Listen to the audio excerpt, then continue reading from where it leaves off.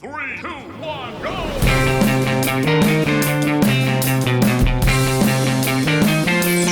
Come on.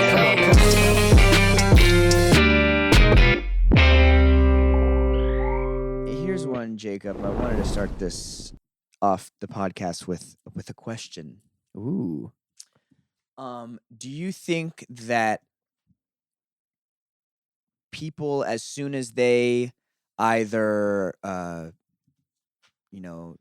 don't service your needs or slight you or kind of do something that you don't agree with, you should immediately cut them off?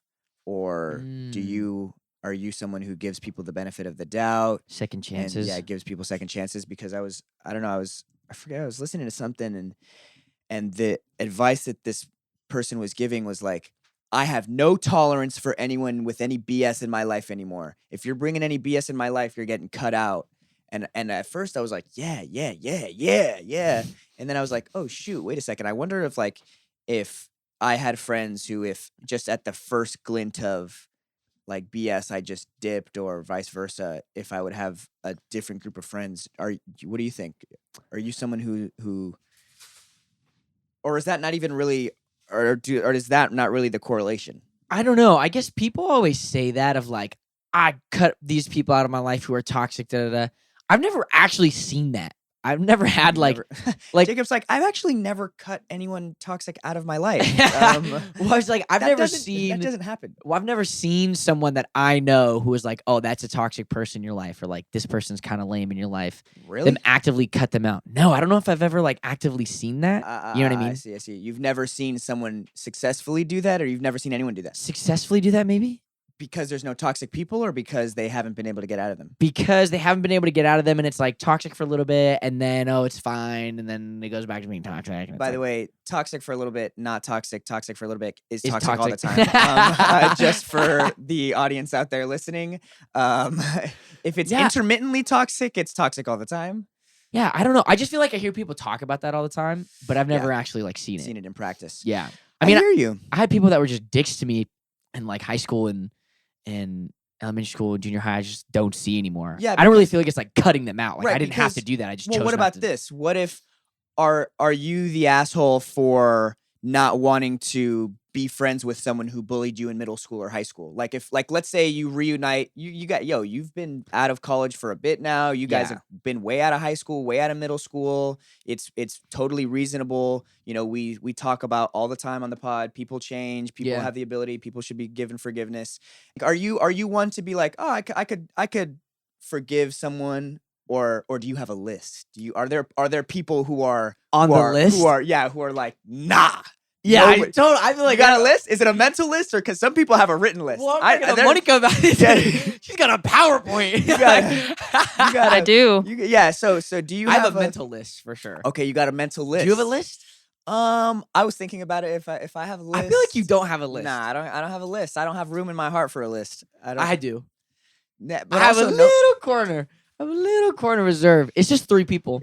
It's just 3 people. I feel like that's not a lot. No, it's not a lot, but it's so specific that I could tell that you said 3 people. You know those people by name. What the heck? Oh, 100%. Outside of these 3 people that are on your list, someone from your high school, someone from your middle school that's kind of was like, we were never really cool. Are you cool with them now? I would say no, just because I don't care to like invite a bunch of new people into my life, because I feel like I have a lot of really good friends. Okay. Ooh, like Jacob said, I don't have any room for anybody. No, I mean, like I have like, if new people are gonna new come cool into my people, life, but but like I don't know. I don't know if I've had to cut someone toxic out of my life per se. I think maybe I've removed myself from a situation when I realized I was maybe becoming toxic, or when I realized like, oh shoot, these tendencies that I'm having are not ones that are good. I need to this is not a situation. When was that? Usually in relationships, I suppose. You see, like, once you get a little bit distance from a situation, you can kind of see you're like, that wasn't the best, maybe I shouldn't go back to that. But yeah, with the list thing, I don't have room in my heart for a list. But also, when I was thinking about if there was someone from my high school or middle school experience that wasn't cool and then tried to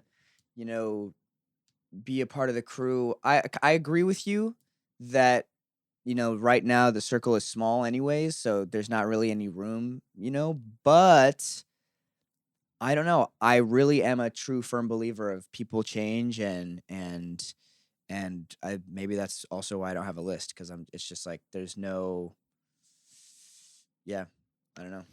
Yeah, I don't know. Some of the or not some of the kids. The 3 people on my list, I just really feel like they would not change. Yeah, and also like people can change. You can be a good person, and I still don't want to fuck with you. Like you don't have to be a bad person for me to not want to mess with you. You could be totally cool, and I just don't vibe with you, or I just don't like, Yeah. I don't. You don't. There doesn't need to be an outstanding problem for you to distance yourself or not want to associate with someone. It's totally fine to just either have a preference or have like your like crew. There's no like, I don't know. I feel like, yeah, we've had this conversation before. Yeah. And to kind of segue into that, I've been reading this book, Pure Color, a novel. And I was saying before, I really like books that break down like nonfiction, informational, spiritual type ideas within fictional books, and this is kind of one of those. Mm-hmm. And it opens up with saying that people kind of love in 3 different ways. You have people who love like birds, love from afar, who are able to look at things holistically, kind of abstract, are really able to live in the moment. They look at the flowers, they are free. And because of that, sometimes they're also a little fickle and like a little spontaneous, temperamental. You have people who love like fish. Fish, when they lay eggs, they lay thousands of eggs, and they take care of all of them. And they spend most of their lives, for better or for worse, caring for others. And they're just inherently really, they like to spread their arms wide, and their hugs feel very big. And then you have the third group of people are people who love like bears. Bears have a few things, but they hold them very tight and they hold them very close. And you might have a few bear cubs, but you're making sure you got eyes on those couple of things, and you like the circle small, but that's really intense. And maybe you don't go outside of that very often. What do you think? And that's a spectrum, right? It's like a Venn diagram. You could be a little bit of some, a little bit of most. Hearing those 3, which do you think, this is the one I feel the most like? Bird, bear, fish. I feel like I want to say bird, but I feel like I might be bear. Okay. Team? Oh, I was going to say that I think bird, but I would love to be like, I would love to love like a fish. Like I wish I could do more. Because this book says, like, when I think about my mom feels like a fish. Definitely. My mom feels like someone who loves like a fish, who inherently is very, just like her love reaches wide. The book was saying birds have the best lives, really, because and the book also speaks that really people fall into one of these categories, and you'll never really understand what it's like to be the other one.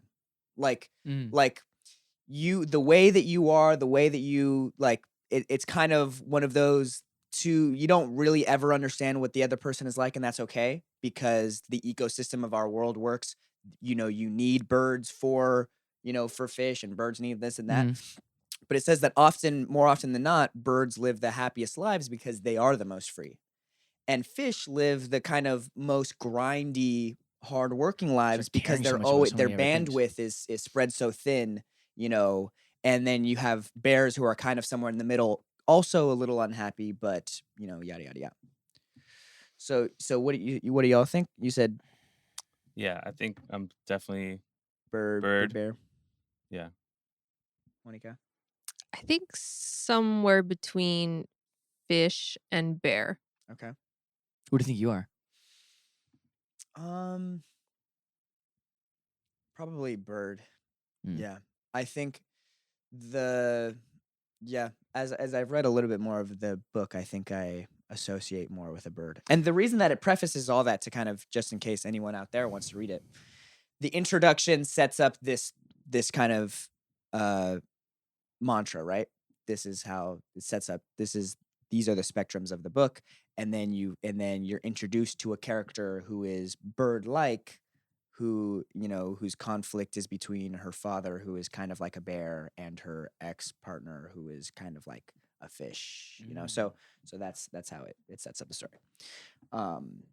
But yeah, I thought it was interesting because it kind of says that the idea that you can't really change that it's inherent in you is kind of interesting.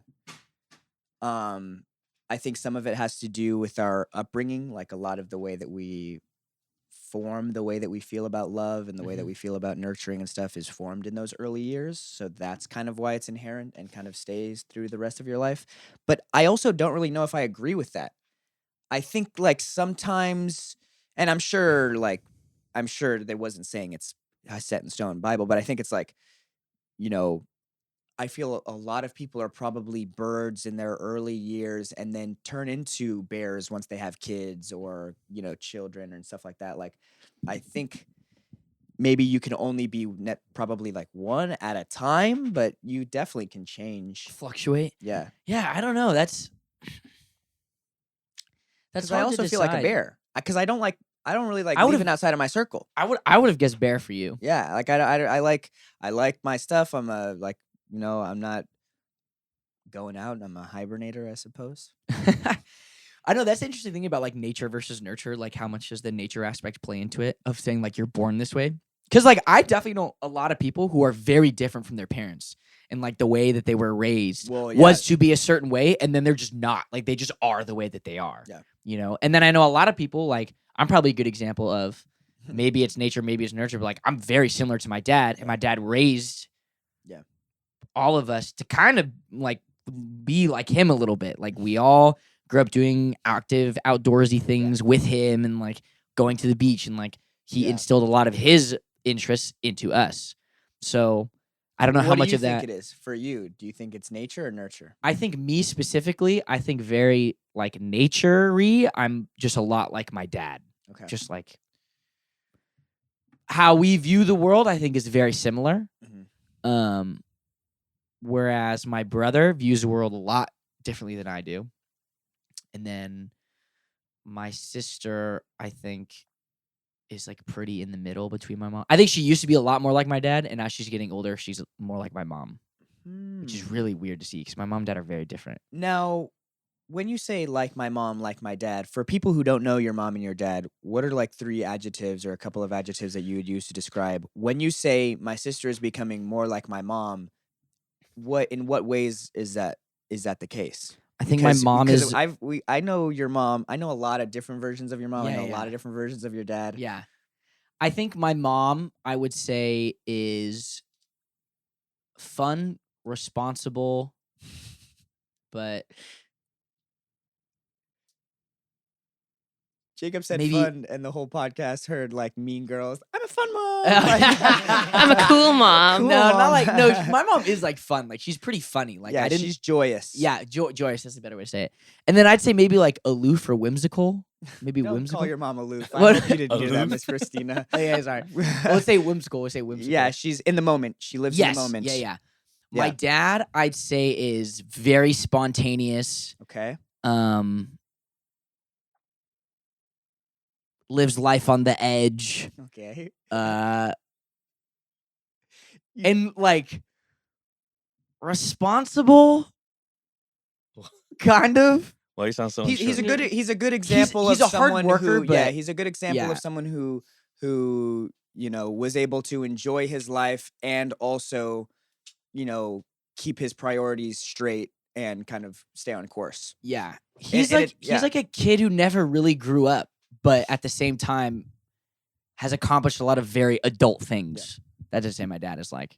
He's very youthful. Super youthful. And I think, when we were teenagers and young, like my sister was very much like that. And now she's like a wife and is like about to have kids and is like kind of turning more into my mom, which is just weird to see her make this like weird formation.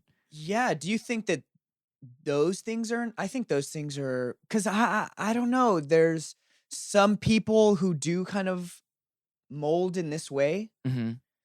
And then there's others who don't. Clearly, my your dad. Yeah, my dad never really. I don't know. That's a wild one. Do you think you're more like your mom or your dad?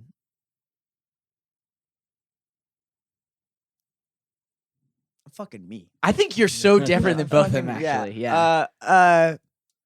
But If I had to my pick, mom. I'd say your. Oh, really? I was gonna say your dad. Really? If I had to pick, yeah.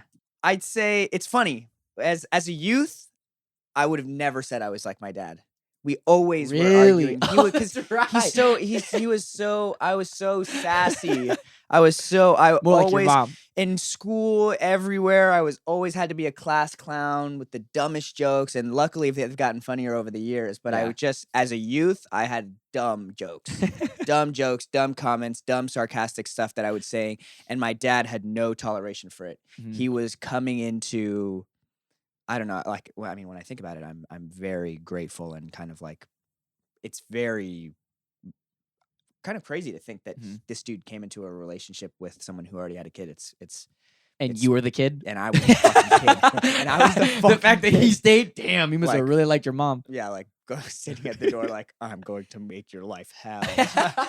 Drawing on furniture, like carving my name into furniture, like his upholstery, Xolo. like his car. I remember being like, Xolo, Really? and he was like, "What the heck?"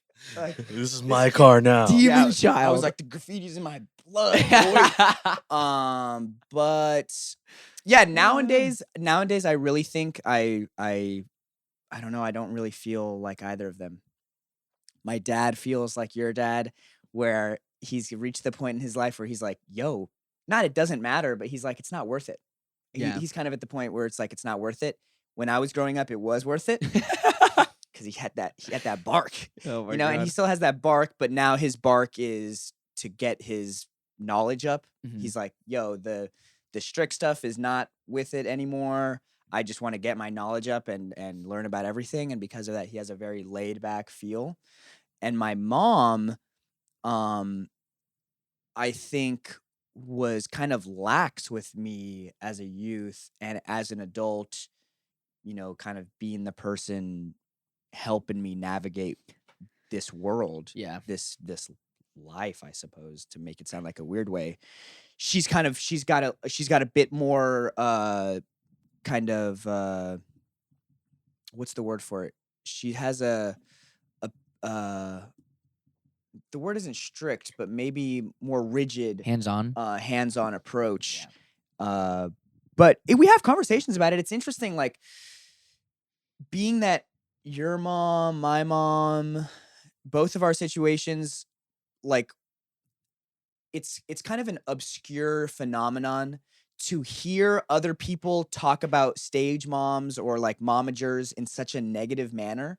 And in kind of such a like, Ours are not. oh that my way at god, all, yeah, and such like a, oh my gosh, like, yo, when you're hiring a kid, you're hiring the parent as well, or Yeah. yo, that mom is crazy, or yo, that dad is crazy, yo, this and that. To hear that all the time, it kind of gives me paranoia with my own situation because my fam does have their hand, like our hands are so deep in the kitchen. They're so crucial, so so formative in everything that I've done, that there were honestly points where I was having some like not imposter syndrome, but just some like just paranoia. Like, yo, My family's so in this they're with so me. fucking. They have their hands so deep in my shit right now, and that shit is wrong. Momagers is wrong, and that I have to distinguish that, and I have to like Break I gotta away. do it on my own. Like Mhm. if this business is gonna be serious, and my if this shit thing. it has to be my own. And yo, what I realized is if you got a good fam, nobody rides for you like your fam does. Yeah. And if you have a good fam, why do you have to why do you gotta like feel the need to separate that? And it's also a Latino thing because my ass is 22 living at that crib still. Like there are certain situations where you turn 18 and you're out. Yeah. But just it was never like that for me. So it's kind of, it was an interesting thing. And honestly, what made me kind of like, whoa, really meta about it for a second was watching Spider-Man. Really, the new one? Yeah, the new Spider-Man. Whoa. Like the family aspect in that one. So relatable. When the mom is saying, yo, I'm not scared of what is, yo, I'm getting like Oh, Let's go. shut Let's it go. down. Let's go. All right. When the mom was saying, "Yo, I'm just scared that nobody's gonna ride for you like, Like we're gonna we ride do. for you." Yeah. You know, and that I was just like, "Whoa, crazy." I've had that same exact conversation with my dad, like recently, probably like a couple months ago. Of But it I- makes you crazy because sometimes, because then you have those moments too where I'm like, you know, those moments. Oh, we're talking you- about where you- I'm like, my parents, but yeah, nobody rides for you like them. And the Spider-Man It's very movie, dude, true. was crazy, yeah, crazy good, and I'm So good. just so good. dude. But a part of me is like, Also, IMAX, y'all gotta see it in that crazy IMAX. oh, the City Walk one. Yeah, No, it no, was I mean, so. no, if you live in LA, City Walk, but like look Yeah, up. at least like, IMAX. It got Yeah. me. It Mhm. got all this year has Not gotten 4D me though, excited to not go to the 4D. movies. We Dude, this watched summer I didn't Yeah. realize how many like freaking amazing movies are coming out this summer. Like I'm so Spider-Man. We just saw Transformers. yeah. Transformers is really good too. What did I don't what did know. you think of Spider-Man? Spider-Man was so sick. Better than the first? I think it was better than the first just because of how much more ambitious they were with like this is gonna sound lame, but like the medium of animation. So cool. Like I watch a lot of animated stuff. That's good. They really like fucking like hit or went for fucking I don't even know how Yeah. what the phrase is, but it was so cool. Like They shot for just the stars. yeah, just the way that they were, using sort of like the comic book panel style in like a movie like long form type thing, like in motion. yeah, like capture. using those frames and like instead of cutting away, they like cut to the half single that is the comic book and like I personally When Gwen, the first scene of her hugging her pops, and you see her Yeah. aura float into in. the wall. yeah, and the use watercolor stuff. watercolors. I keep hitting this. I personally didn't love the watercolor thing, but I love that they went for it. Yeah. Like that's just so cool. Like I've never seen that before. I didn't love it. I Who thought was it was the sleeper hit? Who was like the character? Who was the Spidey that you were like, this is my favorite? dude, Obi? Hobie. Yeah. Hobie for sure. Spider I mean, Punk. it was either Spider-Punk. him or I'm gonna fuck up his name, but the guy who's from Mumbai Hatton. Yeah. Mumbatan. Yeah. He was so funny. Yeah. I like how he was He was- Mr. Perfect and like I just put my hair up Yo, and it's he like was- maybe a little bit of yeah, coconut his, oil. His backstory, and also I was watching a little roundtable that they did. Apparently, they had like run some lines with him. They had run his character. He had gotten casted, and they saw in the editing bay, they're like, "Oh, we really want to lean into this. We want to really feel like we're a part of this. Come into the writer's room like 5 months out, and let's really Whoa, make this your character. accurate, right?" Wow. So he was the one like that had the chai bit, that had like he was bringing all this stuff to the table to really make it. And I think Oh, that's like that. Did you get should kind of be- coffee? Yeah, Yeah. that was good.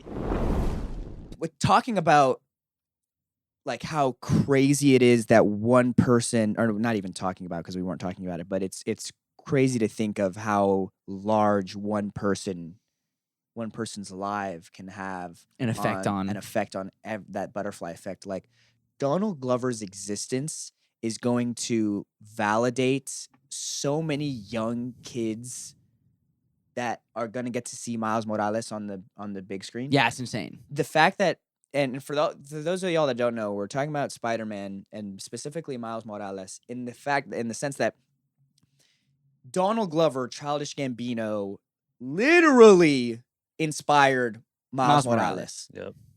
Season 2 Community comes out. They have this montage of Donald Glover dressed in Spider-Man outfit, and he's kind of saying like, "Yo, I should be Spider-Man," right?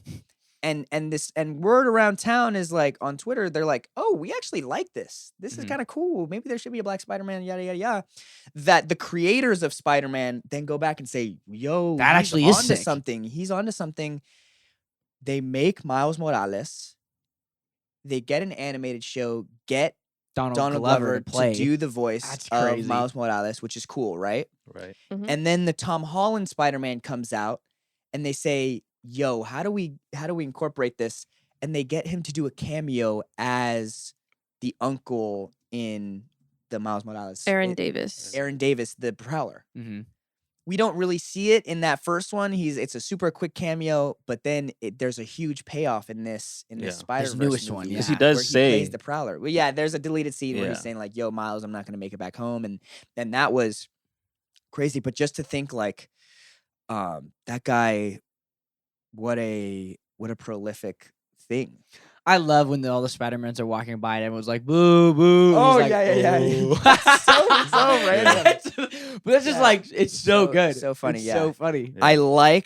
I did like the moment of like that all of the spider people are chasing after Yeah. Miles. That part was crazy. That was I sick. liked looking. I mean, that scene I hear took 4 years to make, and also is a scene that you could watch like 10,000 times And get notice a new thing, character. yeah. I mean, I saw a little plushy Spider-Man. plushie Yeah, the one was good. the plushie. popsicle, Yeah. the melted popsicle face. The What- paper bag. The T-Rex, The T-Rex. T-Rex was funny. which is like weird because they're like, oh, everything is canon, so everything like they're all yeah. connected. It's like explain the dinosaur and explain the cat. Yeah, 250 spider people. I like the parked car. Oh yeah. Oh yeah, Oh, yeah. Peter Park's car. Peter Park's car. Yeah. I did love the Spot villain. Oh yeah. I thought that was great. The Shift. because what do his you think? Because shift. I was talking about it with the boys. Do y'all fuck with the like taking the most random character, the James Gunn effect, where you're like, let's just take the polka dot man and make him Yeah. cool? You like that? Well, so I like it too. I watched. I like it when it's done well. Yes, I think I like when it's done well. Before even watching Spider-Man and knowing that he was the villain, I watched a YouTube video about this guy talking about the history of the Spot. Oh, And really? he comes in like the old comics and fucks up Spider-Man. And he was like a kind of like a funny side gimmicky villain. And then he's never seen again and is only ever used as a gimmick. And Huh. like he's like his backstory is constantly changing and it's always really bad and like it wasn't really good. And so this was them kind of like taking this character that's been shit on and handled pretty poorly and like giving him a cool like fleshed out thing. I liked that after knowing what his backstory has Yeah. been. And yeah, I don't know. It seems like his power is something that is kind of silly, like when the bread's coming out of Yeah. him and all that stuff. But now it's like his power is kind of cracked. Like yeah, hot I take. have no clue how they're gonna beat him. I don't think he's actually going to be the main villain. I think he's going to be the undercard of the third movie. Oh, what do you think the main villain is? I gonna don't be? know. Vulture. Well, no, Vulture. Another vulture. But right now, the Spot guy is so Wait, powerful. Vulture? You really think it's going to be the Like- Vulture? I don't know. The Vulture. Maybe. No. I think it's gonna be Hobgoblin. Rhino. I mean, it's it could equally be anyone. I'm not Yeah, I'm third not saying movie that there's definitely someone gonna get who's some more Hobgoblin. likely oh, in so my you think head, it's gonna be but- yeah, for some reason where's Harry because they're Harry Styles. Osborn? I Oh, mean, that too, I guess. Oh, okay, maybe he could be in it. Harry Osborn. Yeah. Yeah, where's the Osborn family? In the first one, there's a Green Goblin. is there? Yeah, there's a big. Remember, he's a huge Green Goblin. Oh, Even yeah. references Oh, to the he's Green literally Goblin. being like, Yeah. is he called Norman or Harry? I don't remember. Oh, Scott, It's Harry Osborn. he calls him Oh. Harry. Harold Theophilus Osborn, Oh, there you known go. as Harry Osborn. Oh, damn, it's his homie. I But didn't yeah, know for that. some reason, I just get the feeling because they're making him so OP. They're making him like the craziest, most broken villain, like most Yeah. powerful guy. He can do everything. I just hope that they that I don't just do feel the- like he's like reversed that or like Yeah. the anime thing where they go crazy, then it's, like, something else, and then yeah. something happens at the very end, which is like, oh, reverse. I just hope Yeah. that they don't do the very classic, like, oh, he's so powerful, but he's too powerful. We can use his power against him. Like, I just hope like they don't do that. Yeah. Which they probably will do because he's too powerful. Yeah, but this movie is so smart that I think it's going to be so creative. I'm I don't sure think it's- it's going to be one of those movies that's like, Oh, doing that again. and then everything worked in the end. Like Yeah. I Yeah. think it's It's gonna. gonna be The crazy. writing is so great. The directors are so great. They've been working on all of these for the past 7 years. So it's One gonna thing be I did like is I didn't like Gwen's character for most of the movie because she's kind of shitting on or like isn't that cool to Miles for like the whole movie. She has some. Well, she's just like She kind of she slides kinda him. sus. she's a victim to her circumstance. She's kind of she's like a victim to her circumstance, but you do have free will, and also she kind of falls in the category of like what his mom talks about is like there's people who aren't going to ride for you like we will, and she doesn't. She doesn't. And, But what are I the society? What are the Spider Society trying to do? What are they? What is she doing that's inherently wrong? Like no, all I'm saying is that I like that she was like not super cool to him, and then towards the end of the movie, because usually I feel like when there's characters like that, they like defend themselves, like no, but this and this and that. I like that she's just like, you know what? No, I fucked up. I feel really guilty about Oh, that, and yeah, I'm yeah. going to support you now. Yeah. I like that aspect of it. yeah. I It will was- say. It was a sick movie. I think who are some celebrities that are big right now in media that you know are going to be in the next one? Pedro Pascal is going to be a Spider-Man for sure. You think Pete's going to be a Spider-Man? Oh my god. I feel like Margot Robbie or who's the girl who played Princess Peach? Oh, Anya Anya Taylor-Joy. Taylor-Joy. Anya Taylor-Joy. She's super hot right now too. Okay. Interesting. Okay. Shooting your shots. No, not. I'm saying hot as in popular. Oh, popular. Oh, okay. Yeah. Okay. No shade, Anya Taylor-Joy. Oh, okay. No shade She at said all. not my He type. said no, not hot. Not hot. Just hot, but not hot. I don't know. Well, did you guys mention? What did you guys think about the voice actor switch up in the end with Miles G. Morales? Wait, it's not. it's not him? him? It's not It's him Not- anymore. so that's Mm-mm. interesting. Really? It's Jarrell Jerome. Oh Who's that? shit! Who's And that? he I'm a is- Virgo. When they see us, Yeah, He's- Moonlight. Moonlight. Yeah, He's like the friend, and he's like Oh, the friend in the Moonlight. friend in Moonlight. Oh, really? That's why you guys noticed the accent changed. a Yeah, little yeah, bit? yeah. I thought it was. And Shanique I he thought Moore. Shanique Moore he just did- is He Puerto is Dominican, Afro-Latino, yeah. right? Yeah. Or was he? Wait, is he Puerto Rican? No, or he's Dominican. Yeah, Oh, he's he's Dominican. So he is Afro Latino. And he's a great actor. He's Yeah. heat. Now I have also have a speculation. Miles Morales way more. Oh, the than- Prowler. Yeah. Oh, that's a gripe I had. There's no. I mean, maybe there is in the second movie. They're gonna reveal it. I don't see why this Miles Morales has any reason to be super hostile and like immediately on the The defense of the Spider-Man. I didn't see like why he's like we're gonna hit like for what? Well, because he's For fucking what? up the universe. He's Yeah. changing everything. He's creating these holes, these big old things. He's And already he come to specifically terms. knows this. No, well, he has a thing. He has an empire going on with his uncle, and he's like, "Who's this other version of me that's just popping up in my universe? They're about to hit a lick, right?" Yeah, they're basically like They got a crime empire. Yeah, they're running this thing, and he's coming in like trying to change things But up. he hasn't tried to change anything. He literally just showed up, and they're like, "All right, come on," and they just take him to their evil lair. Like he really gets in that world and does nothing. He has not Not done yet. anything in that world. I have a feeling that I'm sure it'll be explained, but like right now, it's just like I think that they Why? know more than we think. I think we're meeting them thinking that they're just two people who have just been living their lives, yada yada yada, and But then they all know of a a lot sudden they more. see this Spider-Man, they're like, we gotta handle him.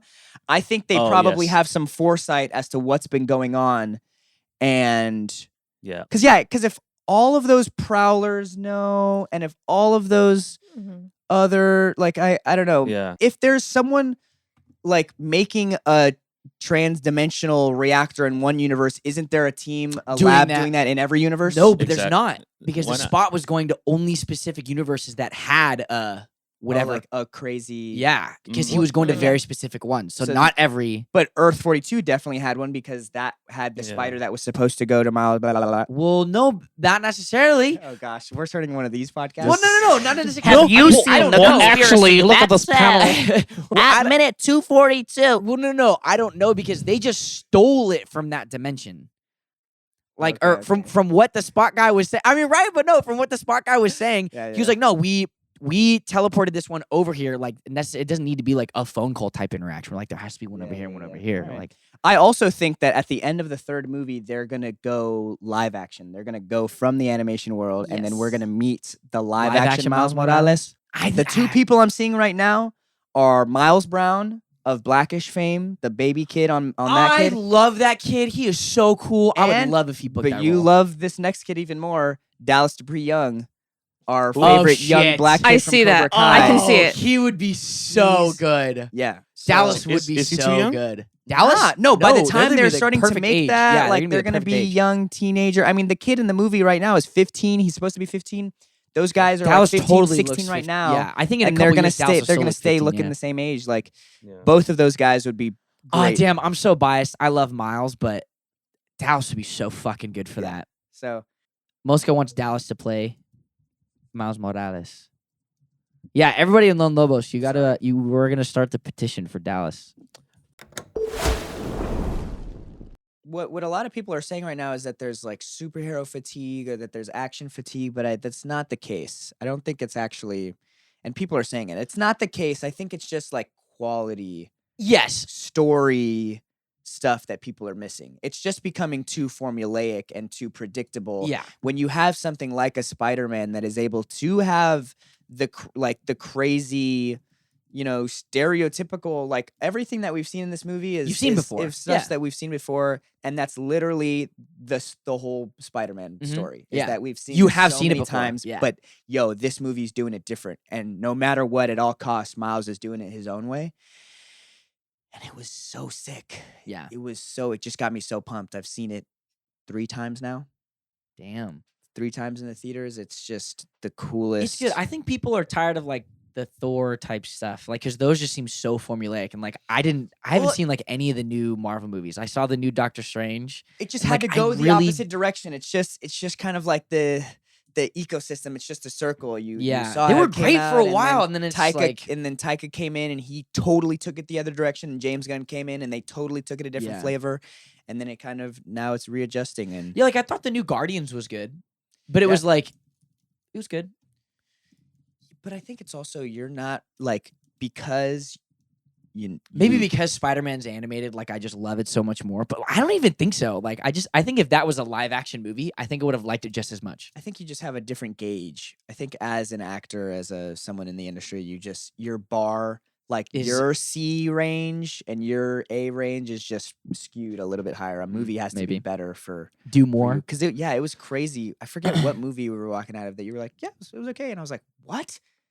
That was great, crazy. I'm curious what movie it was. It could have been something like Guardians, where I was like, the thing is also though that you don't cry. You're not like emotional at movies. Mm-mm. You don't. I think you're one of the people. I was just talking to another homie who said the movies that he cried in were When They See Us and one other flick, but Oh, it was When They See Us. The Ava DuVernay, who's the girl? Central Park 5. Who's Okay, the yeah, girl? yeah. Niecy Nash. She plays the mom. I was thinking of a different movie, but But- now I'm not. Okay, that's super sad. heavy, yeah. Yeah, but that's super heavy. you don't cry. The only thing I've ever cried in was Castaway when Tom Hanks loses Wilson. Oh, yeah, that's right. Wow. You're Yeah. so weird. You're so weird. How do you not cry? Dude, I cried yesterday watching The Idol. When she was masturbating, you're like, oh, this is so beautiful. No. I I- love her nipples. I feel like such a cornball now that I just said that out loud. But yeah. Jacob, you're not a fan of sex scenes. You're not really a fan. You know. I don't you don't mind You're sex of scenes. the. I don't mind sex scenes in media if it drives the story. I'm But totally you've- fine with that. When has it driven the story for you, in your opinion? This is the example I use all the Yeah, time let's hear is it. This Is Where I Leave You. Okay, I haven't seen it. So if you've seen it, you know. If you know, you know. There's just one sex scene at the very beginning that's so awkward and graphic, and it really like drives like, oh, Okay. this is why the main character is the way he is. Like Okay. that's And But yeah. kind of what's that movie with Jason Segel where he gets broken up while he's naked? That kind of feels Oh. like. That- oh, is that Forgetting Sarah Marshall. Yeah, that Yeah. feels and very he goes to Hawaii. intentional. Oh That my needs to god, be- and Russell Brand in that movie. Yeah. yeah. But sorry. in this one, because I was Idol. telling Jacob, you need to watch it for the pod. It's gonna be the show that everyone's talking about. It's the new Sunday HBO show, yada yada yada. And Jacob goes, Xolo, I just don't really want to watch it. I know it's gonna be all I'm hearing. It's been a bunch of sex. It's not driving the plot. It's just for eye candy. And the first episode I watched, and I agreed with you. And I was like, okay, there's not a lot going on here. The Weeknd, I'm giving a thumbs down. Lily Rose Depp is giving like a really intense performance, but performance it's was not for good, me. And the sex stuff, I just really thought I thought it perpetuated something that I just I didn't agree with. I wasn't a fan of. Like just inherently the nature of the what's the Weeknd's character's name? Tedros. His name is Tedros. Just Tedros. his being, his vibe, That's the like way from that My they Hero. talk Tetsu, about Tetsu, Tetsu, him. Tetsu. Yeah, What the like- fuck? Yeah. I thought that it was just a really icky thing to want to put on the biggest stage, but then I watched the second episode, and I'll just talk about it for a little bit here to give y'all a little sauce. Yeah, How do it. did it? Do it. How did it change it? Yeah, like Lily the Rose story- Depp. Lily Rose Oh, Depp changed really? it for me. Yeah, she changed it for me. I After you know, the fifth time seeing her naked, that like really opened my eye to like. honestly, bro, she's not even naked that much. Full naked, nah. Never. She's not there. It's kind of like Entourage, where a lot of of the other topless. people are naked, and there's a lot of Oh. topless as well. But she's, I will say though, I don't want to downplay what she's doing. She goes for it. She is like, when I think of, this is when I know how long it takes us to film a show, dude. Oh, and like, 40, that was 40 minutes of a 50-minute show that were uncomfortable. That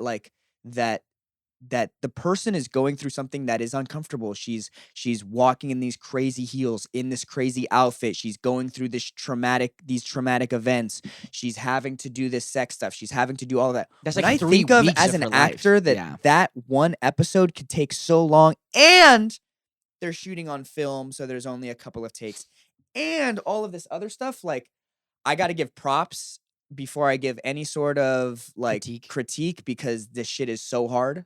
And I just watched my own movie for the first time. And I'm never critiquing anyone else again because I know how vulnerable it is, especially because I like the shit too, especially when you like it. Yeah. Then it's like, fuck, I like it and other people don't like it. So before I give any sort of criticism, before I trash The Weeknd, it was Lily Rose Depp changed it for me. I mean, I haven't seen your movie, Yeah. but it I looks didn't even know we had good. a movie coming out. Yeah, No, we had it, but it looks good. Yeah. We'll take your word for it. We'll take your word for it. Yeah, I'll take your word for it. I just really thought her performance, the story got more interesting for her, at Okay. least in my opinion, in terms of it really, what I thought was going to be a highlight reel of what a man wants Hollywood to be, which honestly is what I think the show is going to be. I think it's going to be the creator and the creator's like wet dream. I think that's kind of what it's looking to be because you're right. A lot of the sex isn't super like it drives the plot, but in a way that is very misogynistic, in my opinion. I don't know what y'all think. Like, It's weird being the creator of the show and then have someone write a line that references your character as rapey. I think like that just seems, and not to get too deep into the semantics of it all, because that's really that's like correlation is because this is right because of this. I don't know. I think it's weird to be a creator of something and like be the sort of puppet master to make all of these things happen that are like really uncomfortable, weird stuff, But and we putting also- yourself in a weird. But we also, both of us want our good time movie where someone is not like, they're also, I understand the appeal of doing something, that someone is doing something flawed stuff. But this was just one that was a miss for me. I'm still gonna watch more of it because I think it's cool. You're invested now. You got I'm like, invested. You got like Lily almost Rose 2 Depp, hours in. Yeah, she. I was Do you think it's impressed. going to be a big popular show? It already is. Really? Yeah, it's already the Sunday show. Whatever show they put on Sunday is the Sunday show, and they know it. It was Euphoria, then it was The Last of Us, then it was Succession, then it was Barry. Whatever they have on that Sunday slot, Game of Thrones, it's a banger. So How many episodes are they doing this season? Do we know? With all of these shows, they seem like 10 to 12, and they're out. 8 to 12, and they're out. This is just some good stuff. I'm super excited about the summer. I'm gonna catch up on this Barry, though. summer. Yep. Catch up on Barry. Dude, the movies this summer, I love. I don't know. Turtles is gonna be cool. Ninja Turtles is gonna be- Barbie, I was just gonna- Oppenheimer, Blue Beetle is gonna be cool. Oh, Mission yeah. Impossible is gonna be cool. I was gonna say I don't know if you love the Mission Impossible stuff, but I think it's sick. That's all gonna the be really trailers cool. that I've been seeing are dope. Yeah, Yeah, that was we sped through that one, bro. yeah. This will be a good like. I'm just excited just to do the podcast episodes talking about like every movie that we get to see. Cray. Yeah, it'll be cool. Yeah, we're gonna need some more eppies or something because I talk about movies all day. I just realized, Yeah. god damn. Yeah, we could do. I mean, it's so easy. I don't know. It's Yeah. easy to talk Yeah, about movies. it's easy. But y'all, thank you for joining this week's episode. Hikama is going to take us out. Get your toes off of my dog. He likes it. He's asleep. Leave him alone. He loves it. He's dreaming Um, of like a little female Hikama kissing him. I just think of the Untouchables where the dude Oh, moves his I body think of and that he's getting all the his time. Ears licked, and he's like, "Oh, this shit is busting." And they right start now." like putting his hand down. That's- He's like, yeah, no. that's Hikama. But Jeez. y'all, we got a you can listen to the podcast anywhere that you find podcasts. Spotify, Apple. That's right. But also, if you other didn't ones. know, we also have a video portion on YouTube. Hey. And we have Lone Lobos official. Official Lone Lobos? Yeah, just Lone Lobos. Look Lone us up on Lobos. YouTube. You Yeah. can find us, and we got a Reddit, Twitter, all that in the description. Check it out. Thank Instagram, you. TikTok. TikTok. You know it. Come on. Email you know hello it. at Do the scroll lonelobos.com. thing. Look at the rest of it. It comes up on the screen. You know the deal. I'm one half of your dog loving podcast, Xolo Maridueña. I'm the other half. The idol loving, sex scene loving. Those, but I will say, no, I can't say it. No, do it. I'm so curious. Do it. We can cut it. Go. No, just I don't know. Just Do it. Dude, you gotta do it in the fucking thing. Do it like that. I mean, I just love when The Weeknd was making Lily Rose Depp sit on the bed and he was going. It's so weird. I just gotta say, it's so weird knowing that The Weeknd has a high pitched voice in real life, and Oh, he seeing does? him lower his voice for this and going, "Yeah, that's right, suck my." This episode of Lone Lobos is a Lone Lobos production, produced by Monica Tamayo and JMKM, with intro music by Nicholas Gray. Like what you hear? Check us out on Instagram at Lone Lobos.